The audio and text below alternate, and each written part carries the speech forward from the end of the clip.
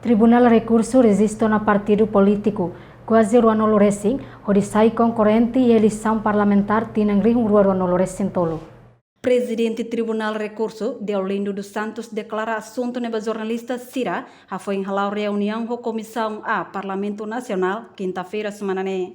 Mas que não é, tuir Deolindo dos Santos e ramos partido tolo kahat, maclacam estatuto partido político ona, no labela participa eleição parlamentar, inclui partido ASDT, PPT, Kota, no Seluktan. Inicialmente é 20 etapa, mas agora dá é partido do Kota, mas não é que perde estatuto partido político. Mesmo que seja bela, halo reconciliação, será halo campanha, mas tuir lei ini será estatuto no partido lá então, não é será bela tuir eleição. Partido mais de 4 ou 5 partido dele. Eu lembro ia maka wala tete kata ida maka SDP, ida maka PPT,